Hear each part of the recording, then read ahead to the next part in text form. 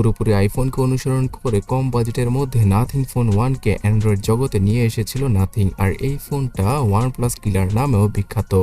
So এরই successor nothing phone 2 চলে আসবে আর মাত্র মাস খানেকের মধ্যে, যেখানে কিনা অ্যান্ড্রয়েডের সবচেয়ে শক্তিশালী স্ন্যাপড্রাগন 800 সিরিজের পাওয়ারফুল চিপসেটের পাশাপাশি থাকবে আরও বড় ব্যাটারি, বড় ডিসপ্লে সহ খুব ভালো সফটওয়্যার সাপোর্ট।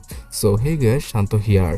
কি থাকছে নাথিং ফোন 2তে আর কেমন প্রাইসে চাইনিজ ফোন কোম্পানিগুলোকে ডিস্ট্রয় করে দেবে এই ফোনটা, সেটা জানার জন্য লাইক আর সাবস্ক্রাইব করে সাথেই থাকুন। সর্বপ্রথমে নাথিং ফোন 2 এর ব্যাক ডিজাইনটা হবে আগের মতোই লিফট লাইটিং ডিজাইনের, অর্থাৎ এখানেও ছোট ছোট মিনি এলইডি কে দেখা যাবে। এছাড়া এবার ডুয়াল নয় ট্রিপল ক্যামেরা সেটআপ থাকবে ফোনটার পেছনে।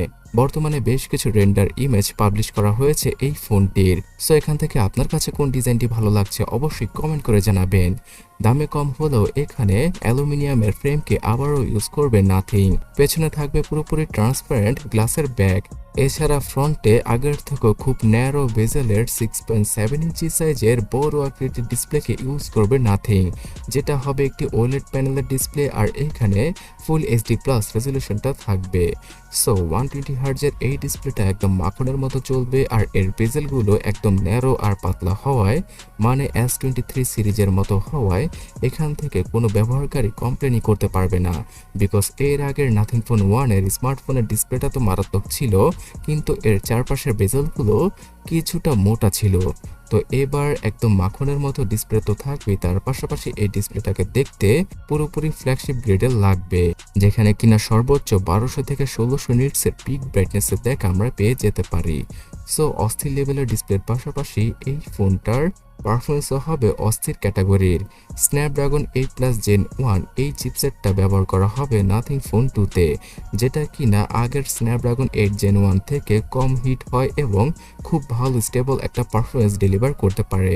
অ্যান্ড্রয়েডের যত হাই প্রোফাইলের অ্যাপ অথবা গেম রয়েছে সবগুলো ইজিলি পানির মতো চলবে নাথিং ফোন 2তে, বিকজ এই স্ন্যাপড্রাগনের 8+ Gen 1 প্রসেসর। এছাড়া 4K-তে সামনে এবং পেছনের ক্যামেরা দ্বারা 60 fps এ ভিডিও রেকর্ডিং করাও পসিবল হবে এই স্ন্যাপড্রাগনের চিপসেটটির জন্য। এইখানে আইফোনকে টক্কর দেওয়ার জন্য খুব ভালো সফটওয়্যার এবং ইকোসিস্টেমকে গড়ে তুলবে নাথিং ফোন 2 এর মাধ্যমে। নাথিং ফোন 2তে out of the box Android 13 এর সাপোর্ট তো থাকবেই, এবং আগামী 3 বছরের ওএস আপডেটের পাশাপাশি 4 বছরের সিকিউরিটি প্যাচের আপডেটও প্রোভাইড করবে নাথিং কোম্পানি।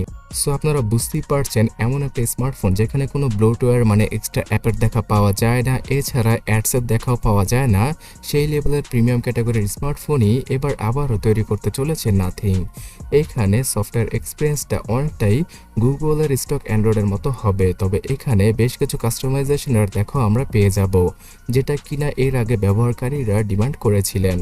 সো ক্লিন এবং বাগ ফ্রি একটা সফটওয়্যার এক্সপিরিয়েন্সের জন্য নাথিং ফোন 2 একটা বেস্ট অপশন হবে। বর্তমানে OnePlus, Realme, xiaomi সবগুলো চাইনিজ কোম্পানির সফটওয়্যার এক্সপিরিয়েন্স অতটাও ভালো নয়, শুধুমাত্র স্যামসাংকে ছাড়া অ্যান্ড্রয়েডে কেউ খুব ভালো সফটওয়্যার এক্সপিরিয়েন্স প্রোভাইড করতে পারছে না, তো সেই জায়গাটা দখল করতে চায় নাথিং।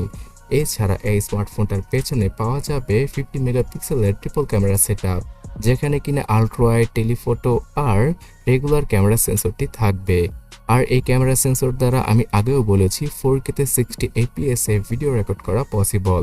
ফ্রন্ট ক্যামেরা হিসেবে 32 মেগাপিক্সেলের হাই কোয়ালিটির সেলফি ক্যামেরাকে ইউজ করতে পারে নাথিং, এবং ভিডিওগ্রাফি তো এবার কিছুটা আইফোনকে ধরার চেষ্টা করবে তারা, যদিও কিনা অনেস্টলি বলতে গেলে আইফোনের ভিডিও কোয়ালিটিকে কেউ টক্কর দিতে পারবে না। তারপরও আইফোন 14 সিরিজের অর্ধেক টাকার মধ্যে নাথিং ফোন 2 স্মার্টফোনটা হেভি পারফরমেন্সের পাশাপাশি ভালো ক্যামেরা সেটআপ আর অস্থির লেভেলের ডিসপ্লেকে প্রোভাইড করবে আমাদের।